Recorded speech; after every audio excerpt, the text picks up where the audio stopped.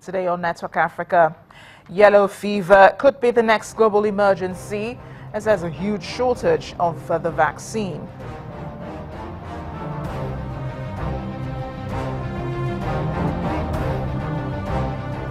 Kenya faces huge criticism from locals for destroying buildings which are considered high risk after collapse which left 40 people dead.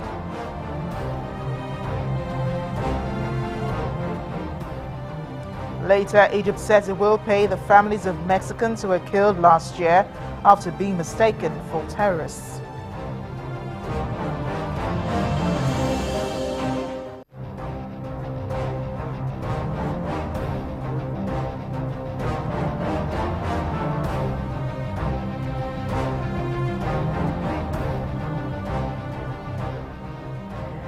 Hello everyone, I am Amarachi Ubani. U.S. scientists have issued a warning again, saying that a shortage in the yellow fever vaccine could spark a health security crisis. As a result, the scientists are calling on the World Health Organization to take emergency steps to prevent what could be a catastrophe. Two professors from Georgetown University also say an outbreak of yellow fever in Angola could spread to other countries if the situation is not contained immediately. This development comes months after the WHO reported a global yellow fever vaccine shortage, saying the emergency stockpile was completely depleted.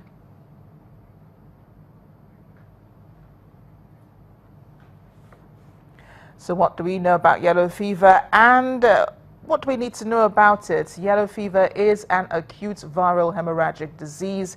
It's a fever. The virus is transmitted by the bite of the Aedes aegypti mosquito. It can be found in tropical and subtropical areas in South America and Africa, but not in Asia.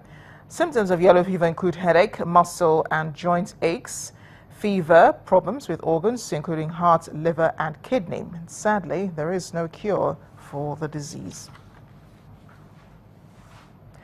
The trial of two former Rwandan mayors in connection with the 1994 genocide is due to start in the French capital, Paris. Tite Bahariwa and Octavian Ngenzi are accused of inciting and having a major role in the killing of ethnic Tutsis. The charges specifically refer to the killing of 2,000 people who were in a church in the eastern town of Kabarondo. Reports suggest that more than 100 witnesses are expected to testify in the 8-week trial. However, the two men have denied the charges. This is the second trial to take place in a special court that France set up to try Rwandan genocide cases. Here in Nigeria, the House of Representatives wants a quick passage of the bill to set up a Northeast Development Commission to coordinate the rebuilding, reconstruction and development of the region post-insurgency. House Speaker Yakubu Dogara, who made this known at the public hearing of the bill, explained that there is need for a legal framework that addresses the overall development challenges of the region. According to him, the Northeast lags behind in all major indices of human development, a situation he said existed before the insurgency but got worse following the attacks.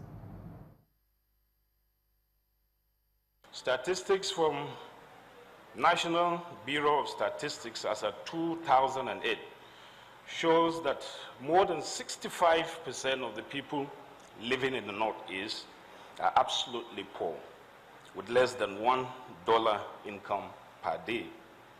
It is important to note that these statistics predate the consequences of insurgency in the last 8 years and current economic downturn in the country. Furthermore, it is estimated that there are 2.2 million IDPs in various parts of the country, with the Northeast accounting for close to 2 million. The Northeast is at crossroads, and something concrete must be done to harness the potentials of our region at this trying moment. In spite of the fact that the Northeast has received support from international donor agencies,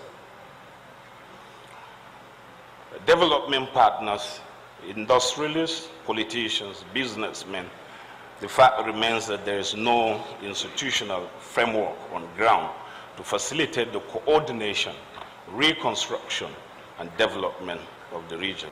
You have considered the establishment of the headquarters in Maiduguri, the Borno state capital, but our position in Yobe state is that Yobe State, with headquarters in Damaturu, has minimal federal presence in terms of provision of infrastructure and social economic development compared to the elder states like Adamawa, Bauchi, and Borno states.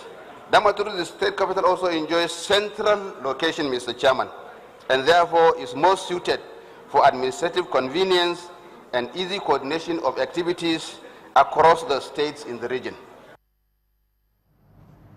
When we come back after the break on Network Africa, Kenya faces huge criticism from locals for destroying buildings considered high risk after the collapse of a 6-story building which left 40 people dead. Join us again.